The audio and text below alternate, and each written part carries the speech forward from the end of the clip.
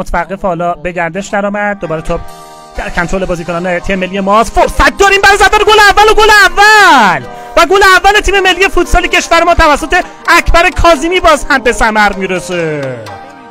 2 دقیقه از بازی تازه سپری شده بود و دروازه میانمار ستاره‌های تیم ملی فوتسال کشور ما باز کردن. خیلی هم عالی و تماشایی این کار رو انجام دادن. همچنان جواد سر به توپ هست اونجا. امید قنبری، خود امید یک ضربه محکم از سوی سمت دروازه میانمار جالب نیست و فرصت برای شوت زنی هست. یک ضربه خطرناک از همچنان در کنترل بازیکنان این تیم هست. موفق در اونجا امیررضا حسینی، پاس به اکبر کاظمی، خود اکبر کاظمی و همچنان سر به توپ هستند. این پاس بلند خطرناک هست این موقعیت و حالا ضربه‌ای که به سمت دروازه خود فرزاد محمودی. همچنان سر به توپ، یک پاس عالی، فرصت و گل دوم و گل دوم تیم ملی فوتسال کشور ما. عباس حیدری روی پاس عالی فرزاد محمودی چقدر خوب میبینه محمودی اونجا عباس حیدری و به زیبایی دروازه رو باز میکنه.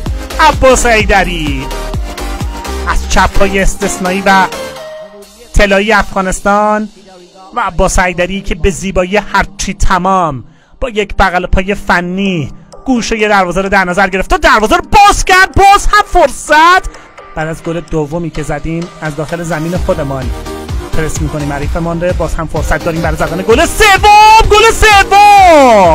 و گل به خودی و گل سوم تیم ملی فوتسال کشور ما.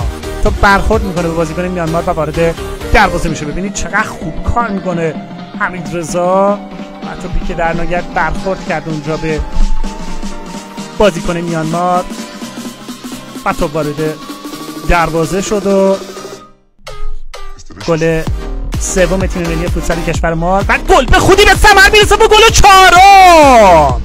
گل چهارم رضا حسینپور هست که با اون شوت‌های فوق‌العاده و منحصر به فردش دروازه رو باز میکنه.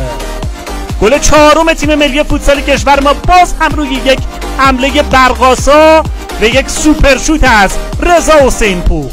در زدن گل‌های بیشتر موقعیت هست، فرصت داریم و نمیشه این توپ تبدیل به گل و چهارم تیم ملی ما که باز هم فرزاد محمودی پاس میده به رضا حسینپور و حسینپوری که این گونه ضربه رسید به سمت دروازه و یاران این تیم موفق هستند. دوباره بازیکن تیم ملی فوتسال کشور ما موفق تر.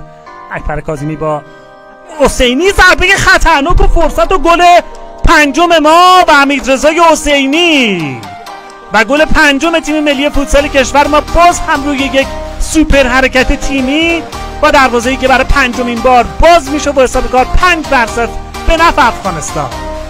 تیم ملی میانمار رو موفق نبود. اکبر کاظمی یک پاس عالی و تماشایی میده و حمیدرضا حسینی که دروازه رو به این شکل این لحظات از بازیکن تیم ملی فوتسال کشور و باز هم موقعیت و گل ششم محمد مرادی است که گل ششم تیم ملی فوتسال کشور ما رو به ثمر میرسانه. تشکیل خواهیم داد تا فعلا که تیم ملی ما با این برتری کوالیفاید شده و یک سوپر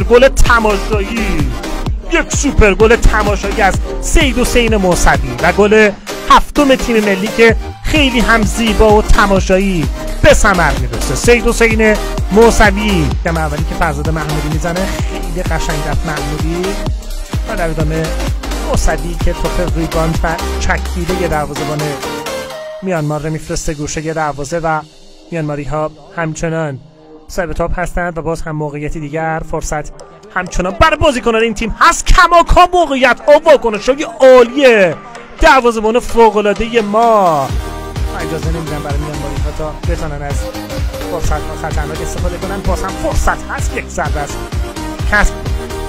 کسب کردم که دور از دسترس نیست. ضمن که فرصت و گل هشتم و بله گل هشتم تیم ملی فوتسال کشور ما توسط علی امیری فوق‌العاده تماشایی و دیدنی موفق میشه که علی امیری دروازه رو باز کنه و اینم خوشحالی به سبک علی امیری و گل هشتم تیم ملی فوتسال کشور که توسط او به ثمر میرسه.